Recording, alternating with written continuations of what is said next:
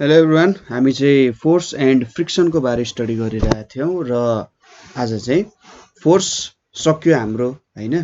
फोर्सको बारेमा हामीले धेरै कुराहरू स्टडी गरिसक्यौँ। जस्तै अब फोर्स भनेको के हो, न्युटन लज अफ मोसनहरू, त्यसै गरी रोटेसनमा हुन सक्ने विभिन्न लज अफ मोसनहरू, रोटेसनमा कस्तो प्रकारको फोर्स लाग्छ, यदि हामी एउटा होरिजेन्टल सर्कलमा मुभ गऱ्यौँ भने के हुन्छ, भर्टिकल सर्कलमा मुभ गऱ्यौँ भने के हुन्छ भन्ने कुराहरू स्टडी गर्दै गर्दै आएको थियौँ। त्यसै गरी एउटा प्र्याक्टिकल एप्लिकेसन्सहरू जस्तै सेन्ट्रिफ्युजको कसरी काम हुन्छ हैन, र एउटा साइक्लिस्ट एउटा गाडी चाहिँ एउटा सर्कुलर पाथमा हिँड्यो भने, ब्याङ्क्ड रोड अथवा अनब्याङ्क्ड ट्र्याकहरूमा हिँड्यो भने कस्तो खालको फोर्सेसहरू लाग्छ भनेर स्टडी गरिसकेका छौँ। र आज अब फ्रिक्सनको बारे हामी थोरै स्टडी गर्छौँ। फ्रिक्सन के हो, कसरी उत्पन्न हुन्छ र योसँग सम्बन्धित विभिन्न नियमहरूको बारे हामी स्टडी गर्न गइरहेका छौँ है। सुरुमा अब फ्रिक्सन भनेको के रहेछ भन्ने कुरा बुझ्न जरुरी छ। हामीले के देख्छौँ त भन्दाखेरि, हामी अगाडि हिँड्दाखेरि, जस्तै हामी हिँडिराख्दाखेरि के हुन्छ, हामी गल्छौँ हैन। सबैले देखेको इक्जाम्पल हो, धेरै हिँड्यौँ भने हामी गल्छौँ, अथवा कुद्यौँ भने पनि हिँड्दा भन्दा केही समय अगाडिसम्म हामी गल्छौँ। एउटा त्यहाँनिर इनर्जी खर्च हुन्छ भन्ने कुरा थाहा छ। त्यसै गरी हामीले जुन कुदाउने साइकल छ, कार छ, बाइक छ, त्यो बाइक कारहरूको टायरहरू केही समयपछि बिग्रिन जान्छ हैन। त्यसै गरी हामीले जुन चलाउने मेसिनरीहरू छ हैन, तपाईँले विभिन्न मेसिनहरू चलाउनु भएको छ होला, त्यो मेसिनहरू पनि बिस्तारै बिग्रिँदै बिग्रिँदै गएको हामीले देख्छौँ। ठिक छ। यो सबैको लागि के हुन्छ त भन्दा, त्यहाँनिर चाहिँ यस्तो खालको एउटा फोर्स लागिरहेको हुन्छ जसले मेसिनले त हामीलाई म्याक्सिमम आउटपुट दिन खोजिरहेको हुन्छ, तर त्यसको अपोजिटमा एउटा फोर्स लाग्छ। यो फोर्स युनिभर्सल फोर्स हो, फ्रिक्सन भनेको युनिभर्सल फोर्स हो हैन। हो त्यो फोर्स लागेर के हुन्छ, त्यहाँनिर चाहिँ एउटा वेयर एन्ड टियर भन्छ है। वेयर एन्ड टियर भनेको बिस्तारै त्यो मेसिन पनि गल्दै जान्छ, त्यहाँ भएको पार्ट पुर्जाहरू बिस्तारै बिग्रिँदै जान्छ। यदि फ्रिक्सन नहुँदो हो त हामीले नयाँ मेसिन, नयाँ गाडी, नयाँ बाइक केही पनि किन्नु पर्दैन थियो होला हैन। र यसको बारे थोरै अब हेरौँ के रहेछ फ्रिक्सन भनेको। मैले एउटा के लिएँ भन्दा, मैले यहाँनिर सपोज गरौँ एउटा सर्फेस लिएँ, यस्तो खालको एउटा सर्फेस छ है, र ठ्याक्कै त्यसकै तल सपोज गरौँ एउटा यस्तो खालको सर्फेस छ अरे हैन। यसलाई यस्तो खालको सर्फेस भन्दा पनि ठ्याक्कै त्यस्तै खालको बुझाउने सर्फेस लिउँ। सपोज यो सर्फेस यसरी यहाँनिर तल छ भनेर सपोज गरौँ हामीले है। जब यो दुईटा सर्फेस एक अर्काको कन्ट्याक्टमा आउँछ हैन, के हुँदो रहेछ, कन्ट्याक्टमा आउँछ। सपोज गर्नुहोस् तपाईँले आफ्नो दुईटा हात छ, दुईटा हात एक अर्कासँग जोड्नु हैन, जोड्नु भयो, एउटालाई अर्कोको माथि के गर्नुभयो, स्लाइड गर्नुभयो हैन, एउटालाई अर्कोको माथि यसरी हिँडाउन खोज्नु भयो भने के हुन्छ, त्यति बेला चाहिँ एउटा अपोजिट फोर्स आइरहेको हुन्छ त्यहाँनिर हैन। जब त्यसलाई अगाडितिर लान खोज्नुहुन्छ, एउटा हातलाई अर्कोको अगाडितिर लान खोज्नुहुन्छ, ठ्याक्कै पछाडितिर एउटा फोर्स आउँछ, अथवा त्यही हातलाई तपाईँले यसरी पछाडिबाट अगाडि तान्नुहुन्छ भने ठ्याक्कै उल्टो डिरेक्सनमा एउटा फोर्स आइदिन्छ। त्यसलाई के भन्छ त, फ्रिक्सन भनेर भनिरहेको हुन्छ। र फ्रिक्सन कति बेला आउँछ त भन्दा, जब दुईटा सर्फेसहरू एक अर्काको कन्ट्याक्टमा आउँछन् त्यति बेलै फ्रिक्सन डेभलप भइसकेको हुन्छ। हामी यसको बारे अलिकति डिटेलमा हेर्छौँ एकैछिनमा। जब दुईटा सर्फेस एक अर्कालाई टच गर्छ त्यति बेला फ्रिक्सन आउँछ, त्यो एउटा कन्डिसन भयो। दोस्रो कन्डिसन भनेको चाहिँ कस्तो पनि हुन्छ भने, कन्ट्याक्टमा आयो, कन्ट्याक्टमा आइसकेपछि त्यो बडी अर्को बडीको माथि हिँड्न खोज्छ। ठिक छ, दुईटा कन्डिसन रहेछ। ठ्याक्कै बसो भने मात्रै पनि फ्रिक्सन आउँछ, अथवा त्यहाँ बसेर के गर त अगाडि हिँड्न खोज्यो भने पनि फ्रिक्सन आउँदो रहेछ। त्यहाँनिर सम रिलेटिभ मोसन हुन सक्छ, अब्जर्भर अनुसार त्यहाँनिर बेग्लै कुरा देखिन सक्छ। यदि अब्जर्भर चाहिँ बाहिर बसेर हेरिरहेछन्, उसले देख्छ माथिको सर्फेस तलको सर्फेसमा स्लाइड हुन खोजिरहेको छ, र यदि कोही अब्जर्भर त्यो हिँड्ने सर्फेस माथि छ भने उसले देख्छ कि तलको जुन सर्फेस छ, तलको सर्फेस चाहिँ के हुन्छ त, मोसनमा छ भन्ने कुरा देख्छ हैन। त्यही भएर त्यहाँनिर एउटा सर्टेन रिलेटिभ मोसन छ भनेर भन्न खोजे हो। हामीले फोर्सहरुको कुरा पढ्दाखेरि एउटा फ्रेम अफ रेफरेन्स अथवा अब्जर्भरमा डिपेन्ड हुन्छ भनेर स्टडी गरेका थियौ नि, हो यही कुरा चाहिँ यहाँनेरि आउने काम गर्छ। जब यस्तो रिलेटिभ मोसन देखिन्छ त्यस्तो खालको फ्रिक्सनलाई काइनेटिक फ्रिक्सन भनेर भन्छ। काइनेटिक भन्ने बित्तिकै के को कुरा आयो त? मोसनको कुरा आयो हैन। र जति बेला त्यहाँनेरि केही पनि मोसन हुँदैन हैन, अथवा जस्ट एउटा बडी अर्को बडी माथि बसेको मात्रै छ, त्यति बेला चाहिँ त्यसलाई स्ट्याटिक फ्रिक्सन भनेर बुझाउने काम गरिन्छ। ठीक छ। सपोज हामीले एउटा ब्लक सपोज गरौँ, यो एउटा टेबल भयो रे हैन। यो टेबल माथि मैले के गरे त? एउटा यसरी बक्सा राखे। ल टेबल माथि यो बक्सा राखे भने यहाँनेरि के हुन जान्छ त? त्यति बेला यसो हेर्दा यहाँनेरि केही पनि फ्रिक्सनल फोर्स छैन है। त्यो कुरा बुझ्न जरुरी छ। हामीले एक्जिस्टेन्स नदेख्ने हो। जस्तै कस्तो कुरा गर्न खोजा भन्दा एउटा मात्रै यो ब्रह्माण्डमा एउटा मात्रै बडी थियो अरे हैन, एउटा मात्रै पिण्ड, एउटा मात्रै मास थियो भने के त्यहाँनेरि ग्राभिटी आउँछ त? हो त्यस्तै कुरा जस्तै हो। ग्राभिटी थाहा पाउनको लागि त के गर्नु पर्यो? अर्को एउटा बडी हुनु पर्यो। अथवा मसँग पोजिटिभ चार्ज मात्रै छ भने त्यो चार्जले फिल्ड निकाल्छ होला त, अथवा त्यहाँनेरि इलेक्ट्रिक फिल्ड छ भनेर त हामी भन्न सक्दैनौँ। फोर्सेसहरू भनेको जहिले पनि बडीहरूको इन्टरेक्सन भएर आउने हो।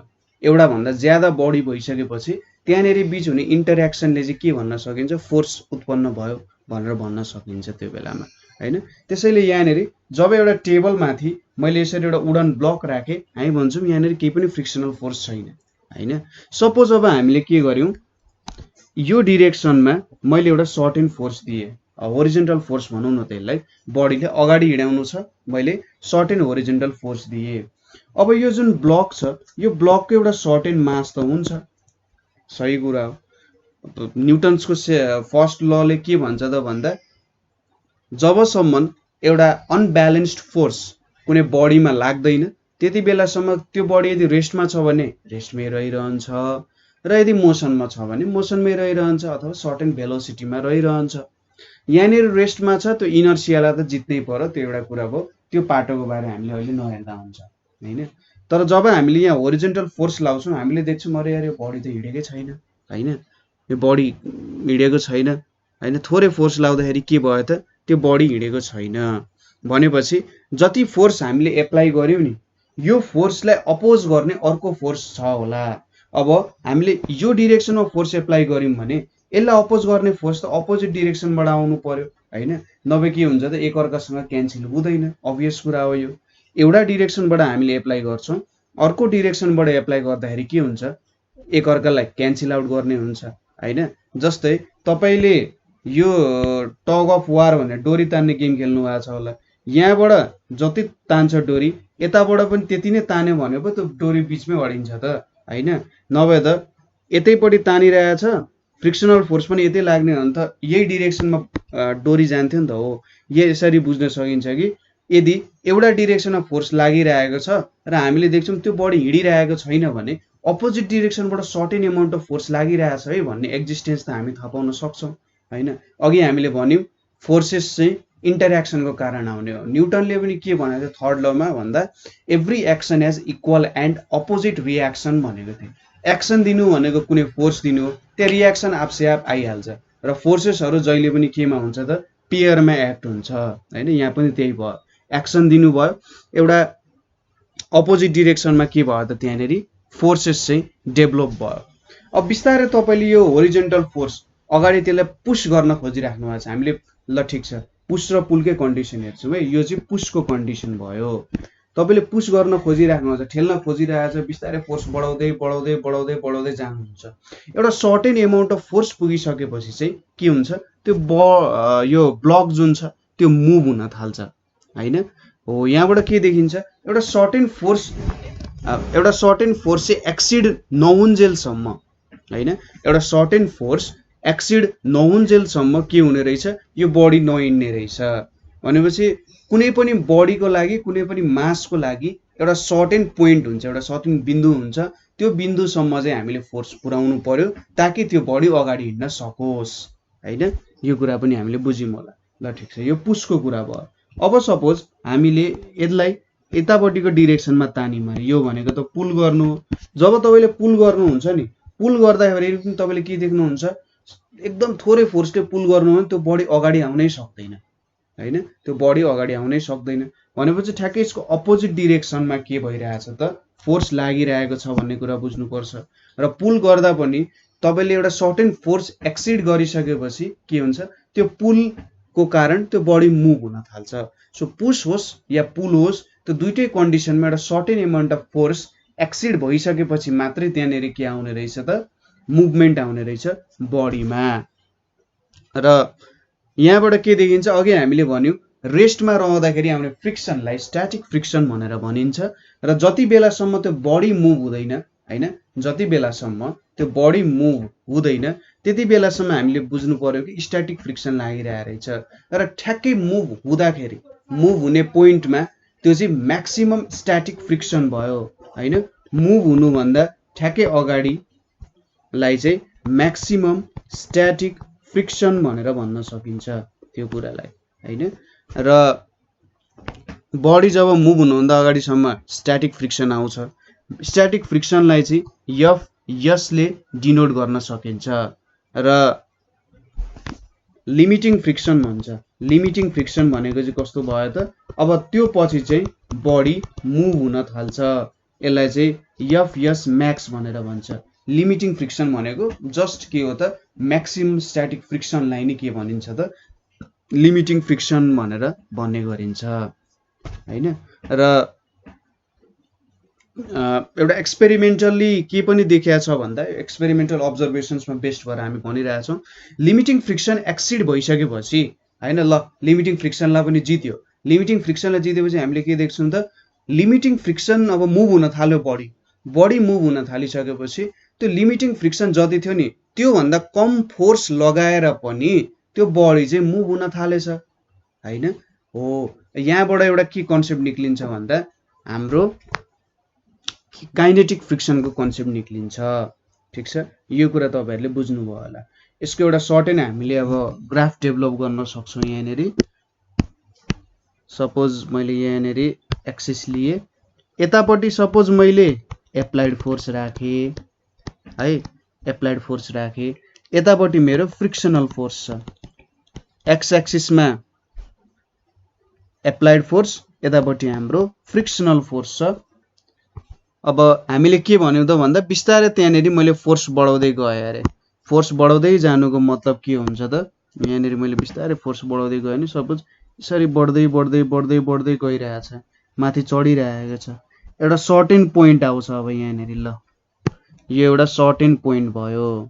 ठिक छ, यो हाम्रो के को केस भयो त, लिमिटिङ फ्रिक्सन भयो। यहाँसम्म हाम्रो स्ट्याटिक फ्रिक्सनै लागिरहेको छ।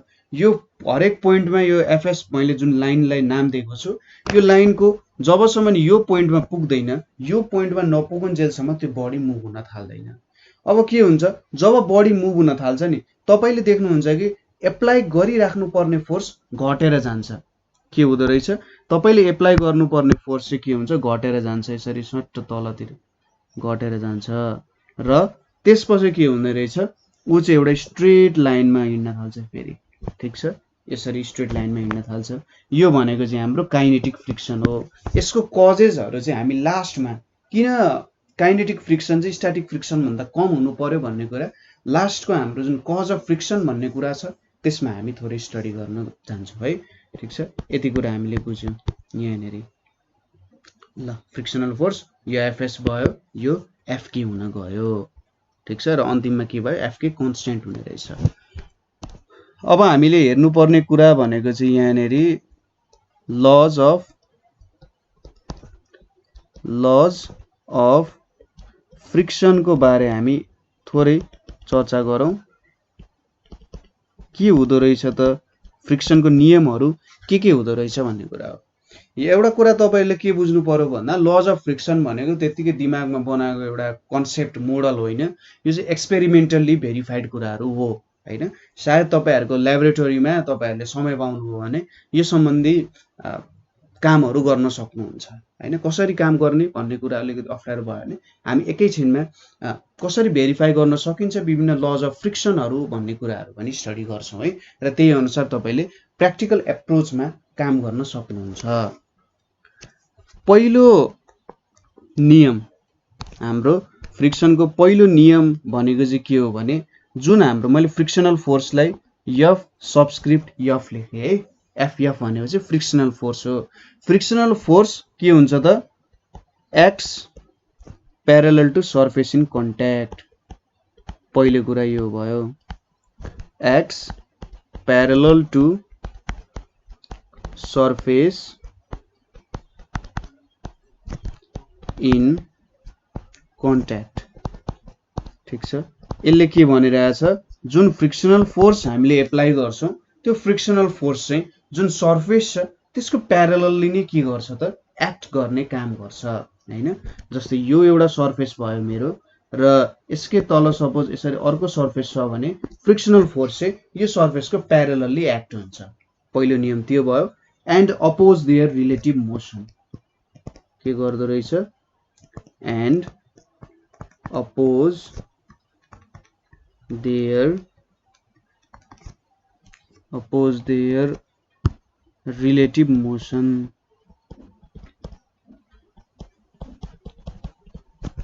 ठीक छ, यिनीहरुको रिलेटिभ मोसनलाई अपोज गर्दो रहेछ। अघि भर्खरै हामीले पढिहाल्यौं कि जतातिर पुश गर्यौं हामीले त्यसको अपोजिट डिरेक्सनतिर फोर्स लाग्छ र जतातिर पुल गर्यौं त्यसको पनि अपोजिट डिरेक्सनमा फोर्स लाग्छ। अब त्यसले त रिलेटिभ मोसन त गराउन खोज्या हो नि हैन। अब्जर्भर अनुसार हेर्दाखेरि रिलेटिभ मोसन हुन खोजिरहेको एउटा मोसनको काम भइरहेछ त्यहाँनेरि। र यहाँबाट के बुझ्नु सकिन्छ त हामीले मोसनलाई अपोज गर्ने काम गर्दो रहेछ फ्रिक्सनले हैन। अब अर्को नियमले के भन्छ भने फ्रिक्सनल फोर्स चाहिँ दुईटा कुरामा डिपेन्डेन्ट हुन्छ। तपाईले के लेख्ने ल्याङ्ग्वेजमा फ्रिक्सनल फोर्स डिपेन्ड्स अन, पहिलो कुरा भनेको हाम्रो पहिलो कुरा जुनमा डिपेन्ड हुन्छ त्यो भनेको चाहिँ नेचर अफ टु सर्फेसेस। ठीक छ, केमा डिपेन्ड हुँदो रहेछ भन्दा नेचर अफ टु सर्फेसेस, यसमा डिपेन्ड हुँदो रहेछ। ठीक छ, कस्तो खालको नेचर छ अथवा नेचर भन्न खोजेको धेरै रफ छ हैन, हो त्यस्तो भन्न खोजे होला। नेचर अफ सर्फेसेस भनेको अब यहाँनेरि एरिया भन्ने कुराहरू हो त्यस्तो कुरा भन्दा पनि अब कस्तो खालको सर्फेस छ भन्न खोजे। हामी यसलाई के बुझ्न सक्छौं भन्दाखेरि रफनेस भनेर नि बुझ्न सकिन्छ। कति रफ छ कति स्मुथ छ हैन, त्यसमा के गर्छ त हाम्रो फ्रिक्सनल फोर्स चाहिँ डिपेन्ड हुन जान्छ। अब केमा इन्डिपेन्डेन्ट छ यो, तेस्रोमा फ्रिक्सनल फोर्स चाहिँ के कुरामा इन्डिपेन्डेन्ट छ। मैले त इन्डिपेन्डेन्ट लेखे। फ्रिक्सनल फोर्स इन्डिपेन्डेन्ट हुने भनेको एरिया अफ कन्ट्याक्ट, कति एरिया अफ कन्ट्याक्टमा पर्या छ यो हैन। धेरै एरिया अफ कन्ट्याक्ट छ थोरै एरिया अफ कन्ट्याक्ट छ त्यसमा डिपेन्ड हुँदैन भनिरहेछ। तर यसको एउटा कन्डिसन के छ भने नर्मल रियाक्सन कन्स्टेन्ट हुनु पर्यो। ठीक छ, नर्मल रियाक्सन कन्स्टेन्ट हुनु पर्यो।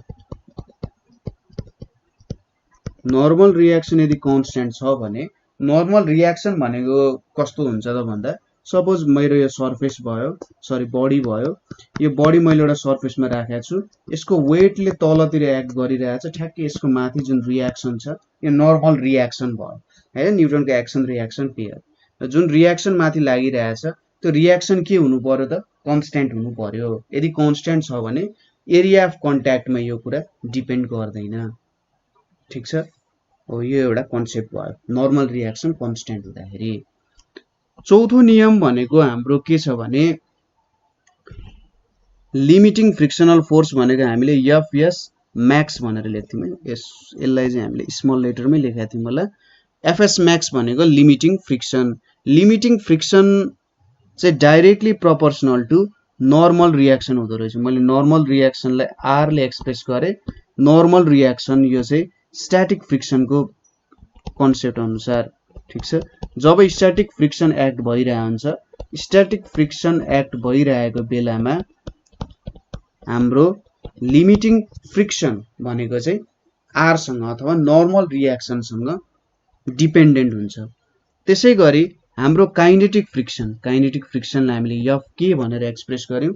काइनेटिक फ्रिक्सन भनेको चाहिँ के हुन्छ, त्यति बेला ऊ पनि नर्मल रियाक्सन सँगै के हुन्छ, डाइरेक्टली प्रोपोर्सनल हुन्छ र कति भेलोसिटीले हिँडिरहेको छ। काइनेटिक फ्रिक्सन भनेपछि त त्यहाँनेरि सर्टेन भेलोसिटी हुनु पर्यो।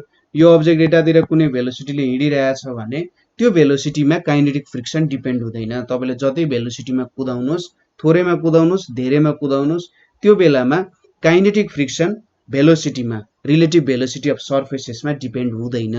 ऊ चाहिँ जस्ट केमा हुन्छ त, नर्मल रियाक्सनमै डिपेन्ड हुन्छ। ठिक छ, यो कुरा बुझियो होला।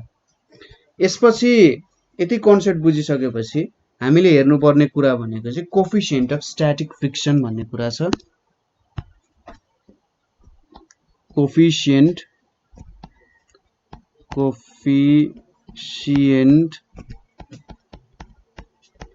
Of static friction, coefficient of static friction. ल जा, अब के हुन्छ त कोफिसिएन्ट अफ स्ट्याटिक फ्रिक्सन भन्ने कुरा। अब स्ट्याटिक फ्रिक्सन भनेको त हामीले बुझिहाल्यौं हैन। अब स्ट्याटिक फ्रिक्सनको बेलामा त्यति बेला कोफिसिएन्ट के हुन्छ होला भन्ने कुरा हेरौँ है त। सपोज हाम्रो लिमिटिङ फ्रिक्सन भनेको हामीले के लेखेका थियौं, एफएस म्याक्स लेखेका थियौं। तपाईले अब एफ लाई क्यापिटल लेखे पनि हुन्छ, स्मल लेखे पनि त्यस्तो खासै केही फरक चाहिँ पर्दैन। तपाईले अब बुझ्ने गरी लेख्नु पर्यो, सुरुमै लेख्नु पर्यो लिमिटिङ फ्रिक्सन भनेको चाहिँ एफएस म्याक्स हो है भनेर। दुईटा सर्फेसेसहरु छन् हामीसँग हैन, कन्ट्याक्टमा दुईटा सर्फेसेसहरु छन् भने त्यति बेला त्यहाँनेरि कति लिमिटिङ फ्रिक्सन हुन्छ होला भन्ने कुरा तपाईले स्टडी गर्नु पर्यो। एफएस म्याक्स भनेको चाहिँ हामीले के भन्यौं, directly proportional to normal reaction हुन्छ भनेर भन्यौं। ठीक छ, यति कुरा त भइहाल्यो। एफएस म्याक्स भनेको directly proportional to normal reaction हुन्छ। अब यो प्रोपोर्सनालिटीको सिम्बल हटाउनु पर्यो भने मैले त्यहाँनेरि इजिकल्स टु लेख्नु पर्ने हुन्छ हैन, कमा दिँदा ठिक होला। एफएस म्याक्स भनेको यहाँनेरि अब एउटा कन्स्टेन्ट आउँदाखेरि म्यु एस आर भनेर आउँछ। यहाँनेरि एउटा नयाँ टर्मिनोलोजी आयो म्यु एस भन्ने, र यो कन्स्टेन्टलाई चाहिँ के भनिन्छ त, कोफिसिएन्ट अफ स्ट्याटिक फ्रिक्सन भनेर भनिन्छ। ठीक छ, यसलाई के भनिन्दो रहेछ, कोफिसिएन्ट अफ स्ट्याटिक फ्रिक्सन भनेर भनिन्छ। र अब यो कोफिसिएन्ट अफ स्ट्याटिक फ्रिक्सनको काम के हो भन्दा, यदि कोफिसिएन्ट अफ स्ट्याटिक फ्रिक्सन ज्यादा छ भने फ्रिक्सनल फोर्स पनि ज्यादा हुने भयो हैन। एफएस म्याक्स ज्यादा हुने भयो। यदि हाम्रो नर्मल रियाक्सन कन्स्टेन्ट छ भने म्यु एस को भ्यालु ज्यादा भयो भने के हुन्छ, फ्रिक्सनल फोर्स ज्यादा हुने भयो। म्यु एस को भ्यालु कम भयो भने के हुने भयो त, फ्रिक्सनल फोर्स पनि कम हुने भयो। जस्तै सिसाहरुमा जब तपाई सिसाको कुरा गर्नुहुन्छ, सिसामा म्यु एस को भ्यालु कम हुन्छ, त्यही भएर चिप्लिन्छ। सपोज तपाईको रोड छ, रोडमा म्यु एस को भ्यालु ज्यादा हुन्छ, तर त्यही रोडमा तपाईले तेल लगाइदिनु भयो भने के हुन्छ त, त्यसमा म्यु एस को भ्यालु घट्न जान्छ। त्यसैले यो म्यु एस को भ्यालु केमा डिपेन्ड हुन्छ त भन्दा, nature of surfaces in contact, nature of two surfaces in contact, यो कुरामा डिपेन्ड हुन्छ। ठीक छ, कस्तो खालको सर्फेसेस इन कन्ट्याक्ट छ त्यसमा डिपेन्ड हुन्छ। यदि हामीले देख्यौं कि हाम्रो बडी अगाडि हिँडिरहेको छैन हैन, यदि हाम्रो बडी अगाडि हिँडिरहेको छैन भने हामीले के बुझ्नु पर्यो, यो जुन म्यु एस आर भन्ने भ्यालु छ त्यो चाहिँ लेस देन स्ट्याटिक फ्रिक्सन छ भनेर भन्नुपर्ने हुन्छ, अथवा लिमिटिङ फ्रिक्सनको केसेसमा पुगिसकेको छैन भन्ने कुरा बुझ्नु पर्ने हुन्छ। ठीक छ, मेक लिमिटिङ फ्रिक्सनको भ्यालुसम्म पुगेको छैन भन्ने कुरा हामीले बुझ्नु पर्ने हुन्छ। अब आउँछ कोफिसिएन्ट अफ काइनेटिक फ्रिक्सनको कुरा। कोफिसिएन्ट अफ, मैले केएफ लेखे काइनेटिक फ्रिक्सनलाई। सपोज यसलाई चाहिँ यसरी देखाउन सकिन्छ, यो एउटा सर्फेस भयो, यहाँनेरि एउटा सर्टेन बडी मैले राखे है। अब काइनेटिक फ्रिक्सन भनेपछि सपोज यो बडीको भेलोसिटी यतापट्टिको डिरेक्सनमा छ हैन। यो डिरेक्सनमा भेलोसिटी छ।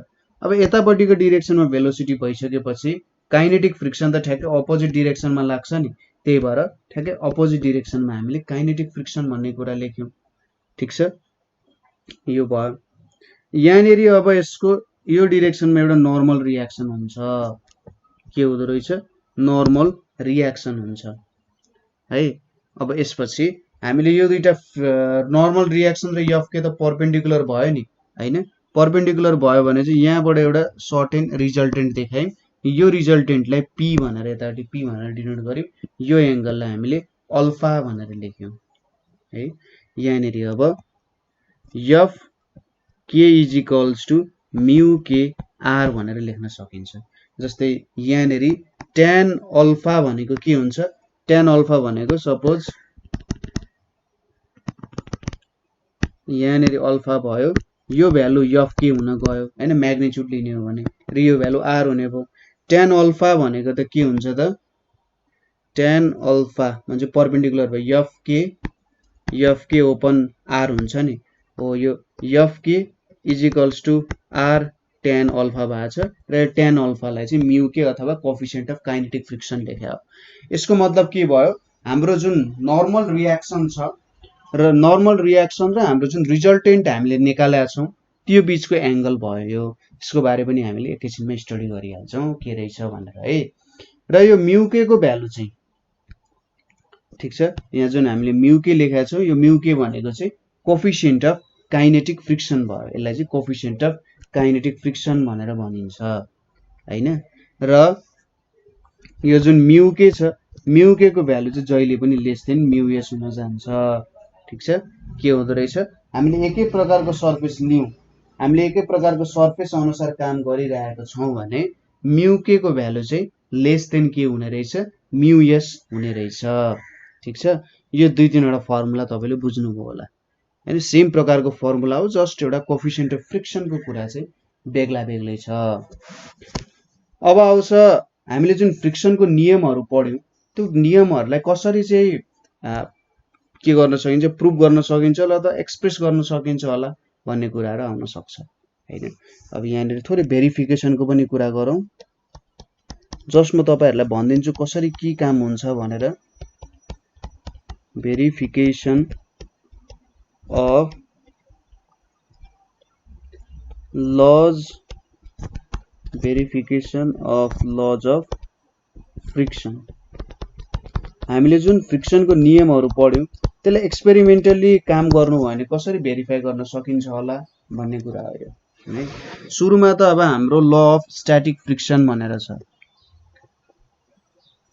लज अफ स्ट्याटिक फ्रिक्सन भनेर छ। लज अफ स्ट्याटिक फ्रिक्सनहरु के छ त हैन। लज अफ स्ट्याटिक फ्रिक्सनहरुमा हामीले के हेर्नु पर्ने हुन्छ त भन्दा हामीले के पढाएको थियौं? पहिलो कुरा, पहिलो ल भनेको हाम्रो स्ट्याटिक फ्रिक्सन चाहिँ independent of area of contact between surfaces. Static friction is independent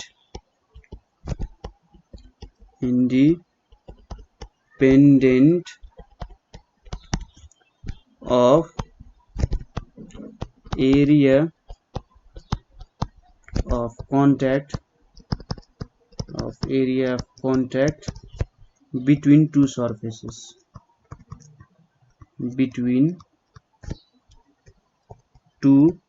surfaces, कति बेला त भन्दा नर्मल रियाक्सन कन्स्टेन्ट हुँदा, इफ r is constant, यो बेलाको कुरा भयो। पहिलो नियम यो भयो।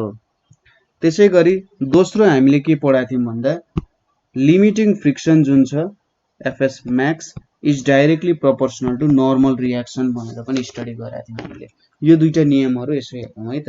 यसको लागि हामीले एक्सपेरिमेन्टली कसरी सेटअप गर्छौं भने सपोज यहाँनेरि मैले एउटा टेबल राखे, टेबलको एक साइड मात्रै हेरौँ है त।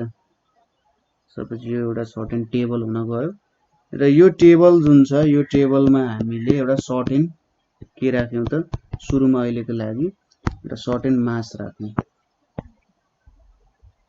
यहाँनेरि एउटा सर्टेन मास आयो अब यसको ठ्याक्कै तलतिर के हुन्छ, mg एक्ट हुन्छ, अभियस कुरा, वेट इज डाइरेक्टली डाउनवर्डै एक्ट हुन्छ र ठ्याक्कै यसको माथि के आयो, एउटा नर्मल रियाक्सन हुन गयो। सपोज यहाँनेरि मैले एउटा पुली सिस्टम राखेको छु है, यहाँनेरि एउटा पुली छ र यताबाट हामीले फोर्स एप्लाई गर्नुपर्ने हुन्छ, ठीक छ। यताबाट जाँदै गएपछि यहाँनेरि अब एउटा वेट राखिन्छ हैन, यो प्यानमा चाहिँ वेट थपिँदै गइन्छ। अब यो डिरेक्सनमा एप्लाइड फोर्स छ, यो एएफ भनेको एप्लाइड फोर्स भयो र यतापट्टिको डिरेक्सनमा अभियस कुरा हो फ्रिक्सन हुन जान्छ, ठीक छ। एक्सपेरिमेन्टल सेटअप बुझिहाल्नु, सिम्पल छ, त्यस्तो केही गाह्रो छैन। यहाँनेरि वेट बढाउँदै गइन्छ, वेट बढाउँदै जाँदाखेरि के हुन्छ, फोर्स लाग्यो नि त। वेट लाउनु भनेको त फोर्स लाउनु जस्तो हो। यहाँनेरि किन हामीले वेट राख्यौं भन्ने कुरा गर्नुहुन्छ भने सजिलो हुन्छ, हामीले कति फोर्स एप्लाई गरिरहेछौं भन्ने कुरा हामीले मजाले थाहा हुन्छ। त्यो भएर के गर्यौं त, त्यहाँनेरि हामीले वेट राख्ने काम गर्यौं है। अब यसपछि पहिलो नियम के छ, स्ट्याटिक फ्रिक्सन चाहिँ independent of area of contact between two surfaces छ। र यसको लागि के गर्न सकिन्छ, सपोज यो मेरो एउटा वुडन ब्लक भयो हैन, वुडन ब्लक छ र यसको सबै सर्फेसेसहरु जुन छ, सपोज गरौँ यो वुडन ब्लकलाई मैले यसो मजाले बाहिर निकालेर देखाए तपाईहरुलाई। यो वुडन ब्लक भनेपछि यो एउटा के छ त, क्युबोइड छ, यसको लेन्थ यल छ, यसलाई लेन्थ नमानौ, यो लेन्थ यल भयो, यो ब्रेथ भयो, यो हाइट भयो हैन। भनेपछि विभिन्न सर्फेसको, अब यो सर्फेसको एरिया बेग्लै छ, यो सर्फेसको एरिया बेग्लै छ, यो सर्फेसको एरिया बेग्लै छ हैन। यो तीनटा सर्फेसेसको एरियाहरु बेग्ला बेग्लै एरियाहरु छ र तर सबै सर्फेसेसहरुको स्मुथनेस चाहिँ सेम छ, ठीक छ। हो त्यो कुरा बुझ्नु पर्ने हुन्छ, सबै सर्फेसेसको स्मुथनेस चाहिँ सेमै एक्ट भइरहेको छ।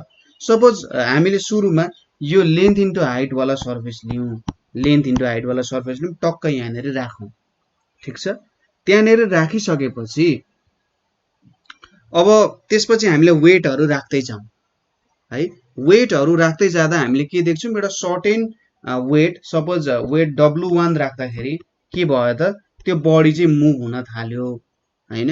के हुने रहेछ, त्यो एउटा लिमिटिङ फ्रिक्सनको केस भेट्यौं हामीले कि ठ्याक्कै त्यति फोर्स लगाइसकेपछि बडी जस्ट स्टार्ट मुभिङ हुन्छ हैन। कुरा बुझ्नुभयो।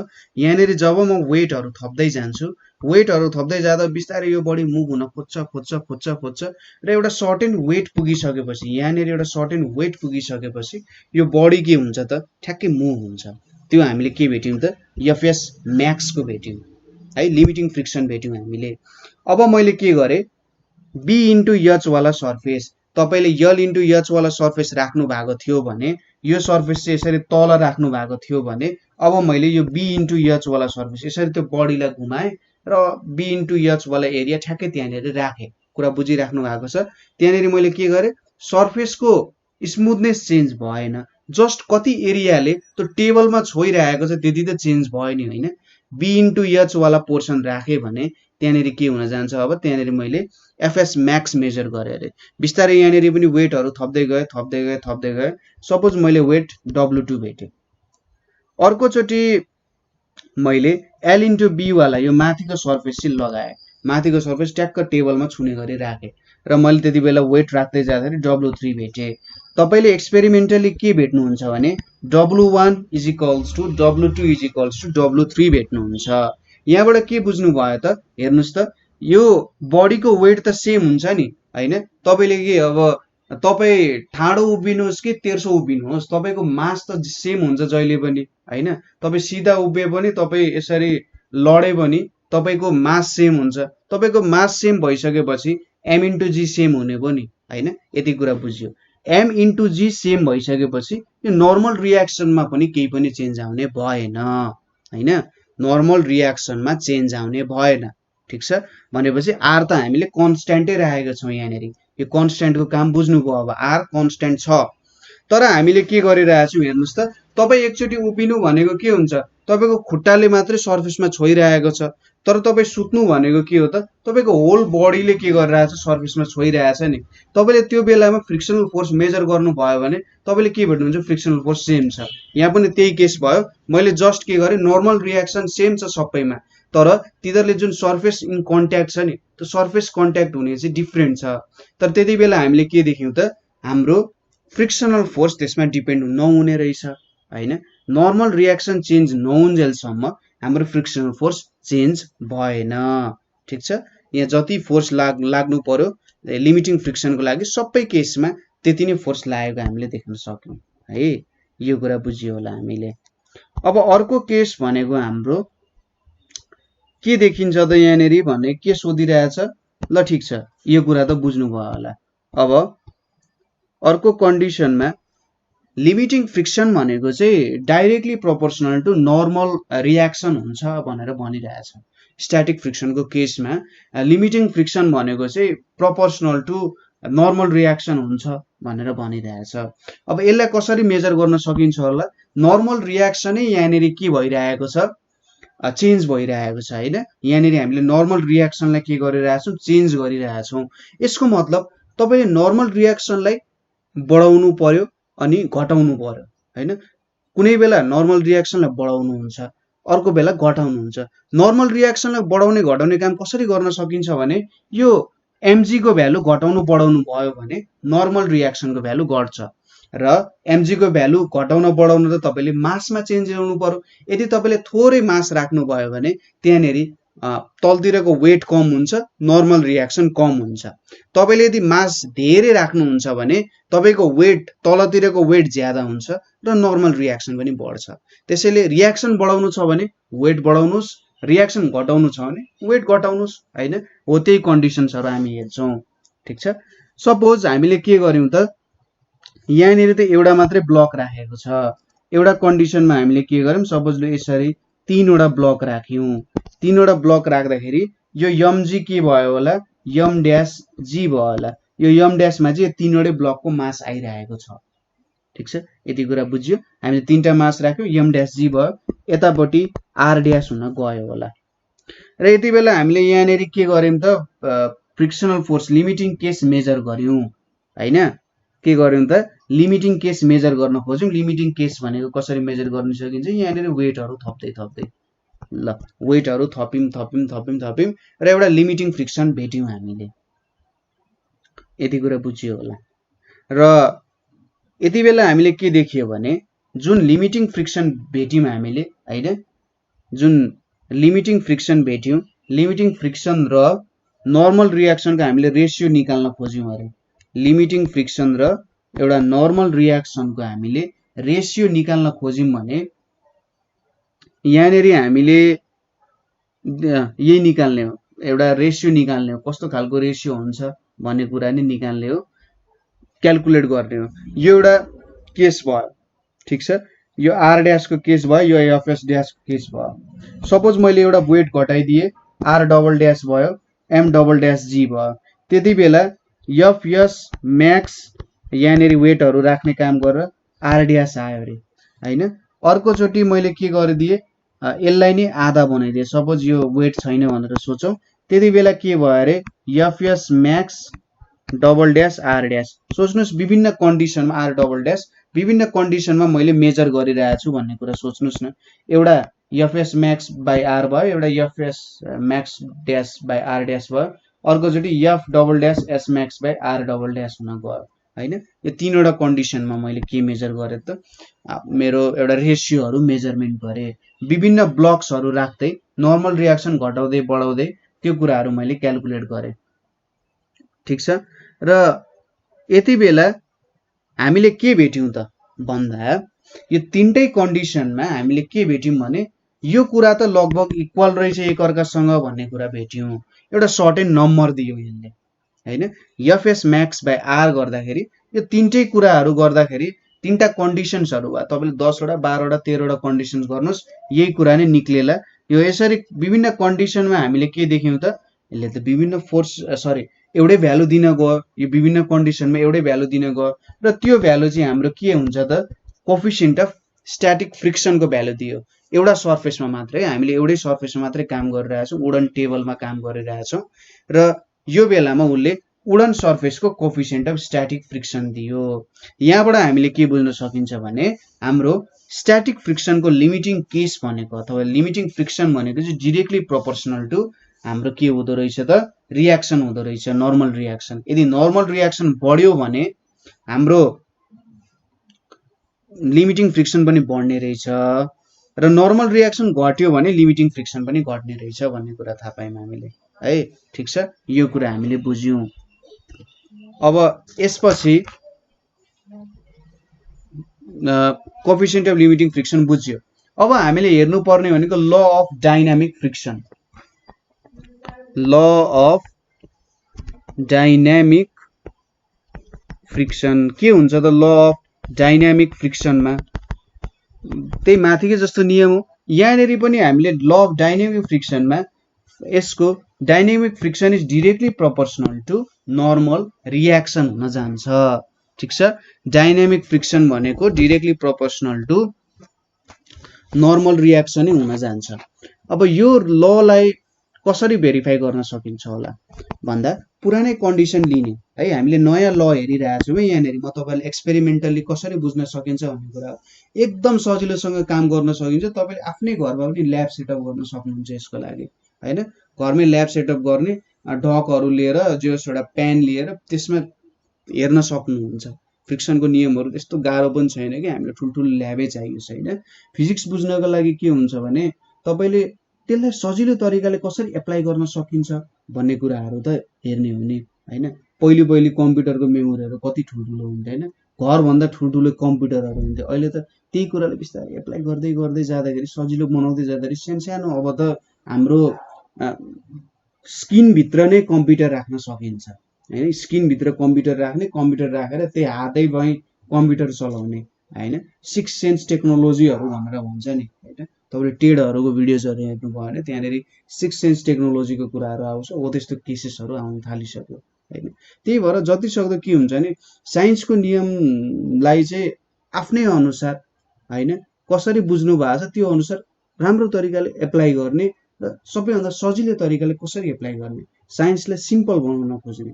तपाईँले सोचमै के गर्नु भन्दा साइन्सलाई सिम्पल बनाउन खोज्नु, सोच्दैखेरि यसलाई कसरी सजिलो तरिकाले सबसे सजिलो तरिकाले एप्लाई गर्न सकिन्छ होला भन्ने कुरा।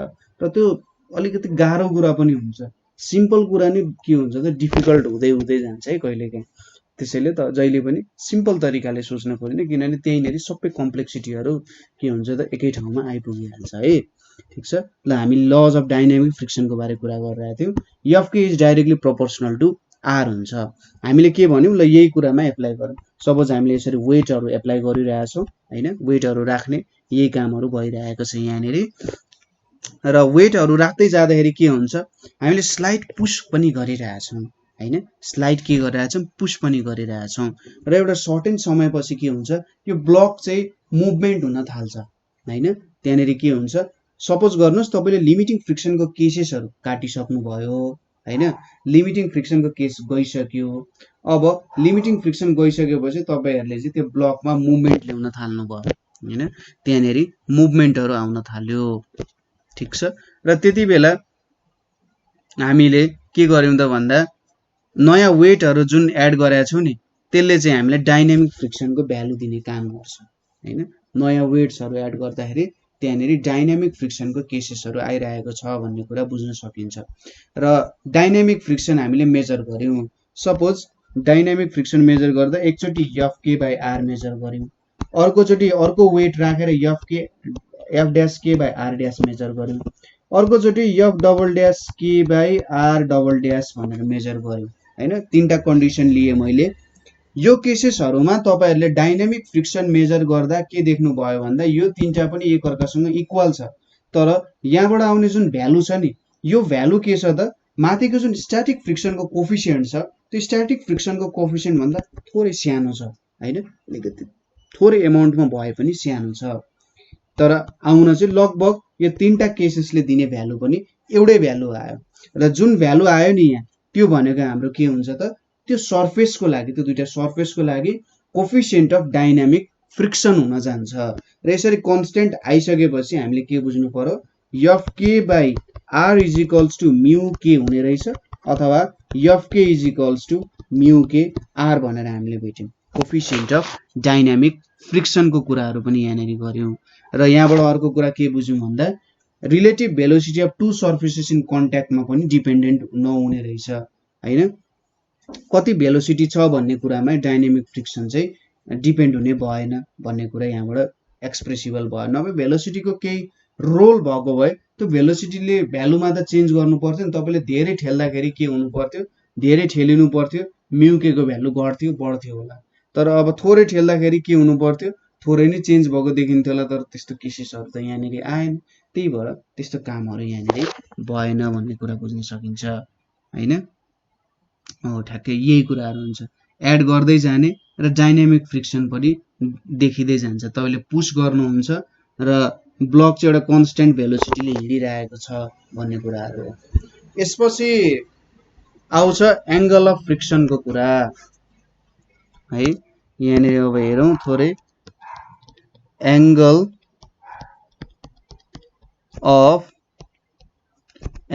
अफ फ्रिक्सनको कुरा हेरौँ थोरै के हुँदो रहेछ यहाँनिर एङ्गल अफ फ्रिक्सनमा। सपोज यहाँनिर एउटा ब्लक राखेँ मैले, यहाँनिर एउटा ब्लक छ है र यहाँनिर एउटा सर्फेस छ।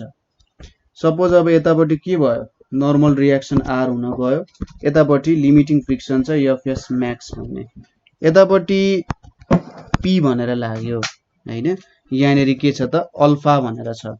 अघि नै हामीले के निकालिसक्यौँ त, सपोज यहाँ एउटा टेबल भयो, टेबलमा एउटा ब्लक राखिरहेको छ र जो चाहिँ जस्ट अब स्लाइड हुन लागिरहेको छ है। के भइरहेछ, स्लाइड हुन लागिरहेछ। अब यहाँनिर स्लाइड हुन लागिरहेछ भनेपछि यहाँ लिमिटिङ फ्रिक्सन लागिरहेको छ, ठिक छ। अब जुन रिजल्टेन्ट आयो नि यहाँनिर त के छ त, हाम्रो एफएस म्याक्स र यो जुन नर्मल रियाक्सन छ यो बिच 90 डिग्री छ होइन। र यहाँबाट जुन एउटा रिजल्टेन्ट आउँछ नि, ठिक छ, यहाँबाट जुन एउटा रिजल्टेन्ट आउँछ यो रिजल्टेन्टलाई, यो पी रिजल्टेन्टलाई चाहिँ कन्ट्याक्ट फोर्स भनेर भन्छ, ठिक छ। यसलाई चाहिँ कन्ट्याक्ट फोर्स भनेर भन्छ। र हाम्रो जुन नर्मल रियाक्सनले कन्ट्याक्ट फोर्ससँग एङ्गल बनाउँछ त्यसलाई चाहिँ एङ्गल अफ फ्रिक्सन भनेर भनिन्छ, ठिक छ। एउटा एफएस म्याक्स छ, एफएस म्याक्स र नर्मल रियाक्सन छ, लिमिटिङ फ्रिक्सन र नर्मल रियाक्सन छ, यिनीहरू बिच 90 डिग्रीको एङ्गल छ, परपेन्डिकुलर छन् यिनीहरू। र यहाँबाट एउटा जुन हामीले रिजल्टेन्ट निकाल्छौँ यिनीहरूको, त्यो रिजल्टेन्टलाई कन्ट्याक्ट फोर्स भन्छ। र कन्ट्याक्ट फोर्स र नर्मल रियाक्सन बिचको एङ्गललाई चाहिँ एङ्गल अफ फ्रिक्सन भनेर भनिन्छ। एङ्गल अफ फ्रिक्सनको भ्यालु के हुन्छ, tan alpha is equals to, यो लिए भने मैले, यो भनेको त एफएस म्याक्स हुन जान्छ, के हुन्छ FS max divided by R हुन जान्छ भनेपछि FS max is equals to यहाँबाट के देखिन्छ, आर tan अल्फा देखिन्छ। हामीलाई के थाहा छ त, एफएस म्याक्स भनेको के हुन्छ त, म्युएस आर हुन्छ नि, भनेपछि mu s is equals to tan alpha हुँदो रहेछ। यहाँबाट के बुझ्यो, कोफिसिएन्ट अफ स्ट्याटिक फ्रिक्सन भनेको चाहिँ केसँग इक्वल हुँदो रहेछ, कोफिसिएन्ट अफ स्ट्याटिक फ्रिक्सन भनेको चाहिँ टेन्जेन्ट अफ एङ्गल अफ फ्रिक्सनसँग चाहिँ इक्वल हुँदो रहेछ, ठिक छ। यो टेन्जेन्ट अफ एङ्गल अफ फ्रिक्सनसँग चाहिँ हाम्रो म्युएस इक्वल हुन्छ। यो कुरा धेरै न्युमेरिकलहरूमा युज भइरहेको हुन्छ है। जेनरली हामीले यसलाई न्युमेरिकलहरूमा त्यस्तो कुराहरूमा युज गरिरहेको हुन्छौँ। अब आउँछ कुरा हाम्रो एङ्गल अफ रिपोजको कुरा आउँछ। Angle of repose. अब एङ्गल अफ रिपोज भनेको जेनरली हामीले डाइनामिक फ्रिक्सनहरूकै केसेसहरूमा युज गरिरहन्छौँ। सपोज हामीले यहाँनिर के लिन्छौँ भन्दा, यहाँनिर एउटा इन्क्लाइन प्लेन छ भनेर सपोज गरौँ। इन्क्लाइन प्लेन भनेको चाहिँ तपाईँलाई थाहा नै छ, यसरी तल सुलुलुलु झर्छ नि। तपाईँ चिप्लेडी खेल्नु भएको छ होला सानोमा, त्यो चिप्लिँदैमा चिप्लिँदाखेरि के हुन्छ, तलतिर एउटा आइरहेको हुन्छ, एउटा सर्टेन हाइटमा एउटा पोइन्ट हुन्छ, यो तल भयो। यो एङ्गल हुन्छ थीटा। हाम्रो जुन होरिजेन्टल सर्फेस छ र एउटा सर्फेस जुन इन्क्लाइन भएर बसिरहेको छ, तिनीहरू बिचको एङ्गल चाहिँ के भयो त, थीटा हुने भयो होइन। अब यसरी त मैले नबुझाउनु पर्ने, अलिकति के भन्नुपर्ने हुन्छ भने, सपोज पहिले यो दुइटै जुन एउटा लाइन छ, यो लाइन र यो कुरा पहिले ठ्याप्पै बडीमा छ एउटै पोइन्टमा बसिरहेको छ। यहाँनिर मैले एउटा बडी राखेँ हैन, सपोज गर्नुहोस् यो जुन हामीले युज गरिरहेका छौँ यो पोइन्टदेखि यो पोइन्टको सर्फेस छ, यो चाहिँ यहीँनिर होरिजेन्टलमा खप्टेको थियो है। अब मैले के गरेँ, बिस्तारै इन्क्लिनेसन बढाउँदै गएँ, यो थीटाको भ्यालु बिस्तारै इन्क्रिज गराउँदै गराउँदै गएँ हैन। भन्न खोजेको सपोज यहाँनिर पहिले दुईटै एउटै ठाउँमा छ, यसरी नै बसिरहेछ। अब बिस्तारै मैले के गर्दै गएँ त, थीटाको भ्यालु बढाउँदै गएँ बढाउँदै गएँ बढाउँदै गएँ भने के हुन्छ, एउटा यस्तो एङ्गल आउँछ, एउटा यस्तो एङ्गल आउँछ जति बेला यो बडी चाहिँ ठ्याक्कै स्लाइड हुन खोज्छ। ठिक छ, यो बडी जुन राखिएको छ नि त्यो बडी ठ्याक्कै स्लाइड हुन खोज्छ अथवा तल झर्ने केस। अब तपाईँले त्योभन्दा अलिकति पनि एकदम स्मल एमाउन्ट पनि बढाउनु भने त्यो बडी तलतिर स्लाइड हुन्छ। हो यस्तो एङ्गल जति बेला इन्क्लिनेसनको एङ्गल जति बेला त्यो बडी ठ्याक्कै तलतिर स्लाइड हुन खोज्छ नि त्यसलाई चाहिँ एङ्गल अफ रिपोज भनेर भनिन्छ। ठिक छ, के भनिँदो रहेछ, एङ्गल अफ रिपोज भनेर भनिन्छ। र यसलाई यहाँ थीटा भनेर लेखौँ। यो एङ्गल अफ रिपोजले पनि हामीलाई के दिन्छ त, यो थीटाको भ्यालुले हामीलाई दिने कुरा के हो त भन्दा यसले हामीले लिमिटिङ फ्रिक्सनको मेजरमेन्ट गराउन चाहिँ काम दिन्छ। कति लिमिटिङ फ्रिक्सन हुँदो रहेछ भन्ने कुरा यहाँबाट हामीले मेजर गर्न सक्छौँ। यो कुरा हामीले यहाँबाट के गर्न सक्छौँ, मेजर गर्न सक्छौँ। अब यति कुरा बुझ्नु भयो हैन, लिमिटिङ फ्रिक्सन मेजर गर्न दिन्छ। हाम्रो एङ्गल अफ रिपोजको काम भनेको के रहेछ त, कति बेला ठ्याक्कै तलतिर स्लाइड हुन खोज्छ भन्ने मेजरमेन्ट गर्नु रहेछ। अब यसको अलिकति क्यालकुलेसन पनि गरौँ। सपोज यही ब्लक लिए मैले र यो थीटा एङ्गलमा चाहिँ जस्ट के हुन खोज्छ, स्लाइड हुन खोज्छ हैन, जस्ट बिगिन्स टु स्लाइड। अब यो बडीमा यो पोइन्टबाट त ठ्याक्कै यता तलतिर के लाग्छ, एमजी लाग्छ, डिरेक्टली डाउनवार्डतिर एमजी लाग्छ। ठिक छ, र यहाँनिर अब यो बडी सर्फेस जुन छ यसको पर्पेन्डिकुलर, यो जुन सर्फेस छ नि हाम्रो बडी बसेको सर्फेस, ठ्याक्कै त्यसको पर्पेन्डिकुलर नर्मल रियाक्सन लाग्छ। यो कुरा हामीले बुझ्न जरुरी छ हैन। यहाँनिर जुन बनाइरहेको छु नि मैले, यो जुन सर्फेसमा बडी बसिरहेछ नि एमजीसँग डिपेन्ड हुन्छ, तर जहिले पनि के बुझ्नु पर्यो, नर्मल रियाक्सन चाहिँ पर्पेन्डिकुलरली लागिरहेको हुन्छ हैन, पर्पेन्डिकुलर आर भयो। अब यहाँनिर ठ्याक्कै यतापट्टि बनाऊ, यो एङ्गल जुन चाहिँ यो एङ्गल थीटा हुन्छ, तपाईँलाई थाहा नै छ, सजिलैसँग गरिसकिहाल्नुहुन्छ यो कुरा त। यो एङ्गल के भयो, थीटा भयो। अब यहाँनिर एमजी के देखिन्छ, अरे यार एमजीले त दुईटा साइड बनाइरहेको रहेछ, यो त एङ्गल थीटामा ढल्किरहेको रहेछ भनेपछि यतापट्टि चाहिँ एमजी कस थीटा लाग्छ र यो डिरेक्सनमा चाहिँ एमजी साइन थीटा भनेर लाग्छ हैन। यहाँनिर एमजी कस थीटा, यहाँनिर एमजी साइन थीटा भनेर चाहिँ लागिरहेको छ है। यो एङ्गल थीटा, यो बिचको एङ्गल पनि के भयो त, थीटा नै हुन गयो है। एमजी कस थीटा र एमजी साइन थीटा हुन गयो। र अब यतापट्टि सपोज यो बडी स्लाइड हुने भनेको त यो डिरेक्सनमा, यो डिरेक्सनतिर भेलोसिटी छ, त्यही भएर फ्रिक्सनल फोर्स चाहिँ यतापट्टि लाग्ने काम गर्छ। ठिक छ, यो बडी गयो भने यता तलतिर जान्छ नि त, त्यसैले फ्रिक्सनल फोर्स त्यसको अपोजिट हुनुपर्छ, त्यही भएर यता माथितिर फ्रिक्सनल फोर्स लागिरहेको हुन्छ। यहाँबाट के देखिन्छ, आर भनेको एमजी कस थीटासँग इक्वल हुने भयो र एमजी साइन थीटा भनेको चाहिँ एफएस सँग इक्वल हुने भयो। फ्रिक्सनल फोर्स हाम्रो लिमिटिङ केस, सरी यसलाई एफएस म्याक्स लेखौँ, यो ठ्याक्कै हाम्रो एफएस म्याक्स हो, body just begins to slide हैन। यहाँनिर FS max is equals to MG sine theta भयो। र यहाँनिर अब हामीले के गर्न सक्छौँ, यो दुईटा कुराहरू हामीले लेख्यौँ, ठ्याक्कै के हुन्छ, यो बडी त एक्सेलरेट भइरहेको छैन नि तलतिर, हामीले के भन्यौँ त, ठ्याक्कै अब योभन्दा अलिकति पनि एङ्गल बनायौँ भने के हुन्छ, बडी स्लाइड हुन थाल्छ हैन। भनेपछि एमजी साइन थीटा र फ्रिक्सनल फोर्सले एकअर्कालाई ब्यालेन्स गरिरहेको छ।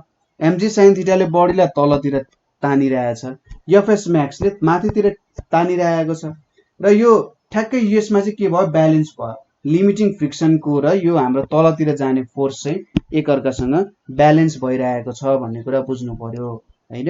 र यो दुईटा केसेस भयो। अब यहाँनिर डिभाइड गरियो भने MG sine theta divided by MG cos theta is equals to FS max divided by R गर्यो भने एमजी काटियो, यहाँनिर tan theta into R is equals to FS max आउने भयो हैन।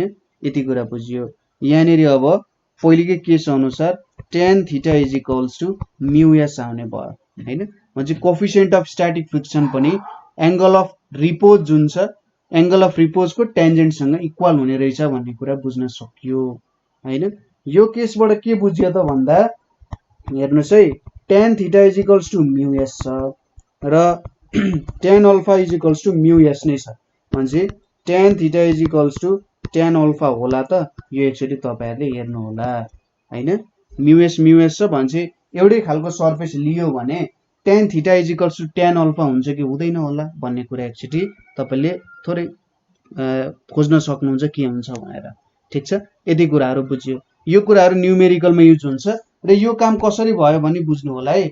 यहाँनेर यो थीटा एंगल आइरहेको छ हैन, यहाँनेर थीटा एंगल आइरहेको छ र यता mg sin थीटा यो केसेसहरु बुझ्नु पर्ने हुन्छ। धेरैलाई यहाँनेर कन्फ्युजन भइरहेको हुन सक्छ। fs max र mg sin थीटाले एकअर्कालाई किन ब्यालेन्स गरौ भन्दा यदि हाम्रो थीटाको भ्यालु धेरै नै भएको भए के हुन्थ्यो त mg sin थीटाले जित्थ्यो fs max लाई इक्वल लेख्न सकिँदैन थियो। तर ठ्याक्कै बढी त्यहीनेर अडिएको कारण mg sin थीटा र fs max चाहिँ इक्वल लेख्न गइएको हो भन्ने कुरा बुझ्नुपर्छ। अब लास्टली आउँछ हाम्रो कजेज अफ फ्रिक्सन। फ्रिक्सन को कज के हो यसको एउटा सिम्पल एक्सप्लेनेसन दिन्छु म। के रहेछ त कसरी हुँदो रहेछ भन्ने कुराहरु, किनभने यसको जुन भित्री कुरा छ एटोमिक लेभलमा जाँदाखेरि कसरी फ्रिक्सन हुन्छ होला भन्ने कुरा अलिकति गाह्रो छ हैन। किनभने त्यसको लागि चाहिने म्याथमेटिक्स र त्यसको लागि चाहिने फिजिक्सको कुराहरु हामीले स्टडी गरिसकेका छैनौं है। त्यो भएर एउटा सिम्पल के हो भन्दा टेन्टेटिभ रूपमा फ्रिक्सन कसरी एक्ट हुन्छ भन्ने कुरा नै हो हैन। हो त्यो कुराहरु चाहिँ थोरै बुझ्न जाउँ। जस्तै तपाईले एउटा सिसा देख्नु भयो हैन, सिसा देख्नु भयो, एउटा तपाईले एक ठाउँमा सिसा राख्नु भयो, अर्को ठाउँमा ढुङ्गा राख्नु भयो। ढुङ्गाको सर्फेस यसो तपाईले छाम्दैखेरि के हुन्छ त त्यहाँनिर धेरै खाल्डोहरु छ हैन, के हुन्छ खाल्डो छैन, सरी खाल्डो छ, खाल्डोहरु छ ढुङ्गाको सर्फेसमा। तर त्यो सिसाको सर्फेस त के हुन्छ चिल्लो देखिन्छ नि, बाहिरबाट छाम्दा नि चिल्लो हुन्छ।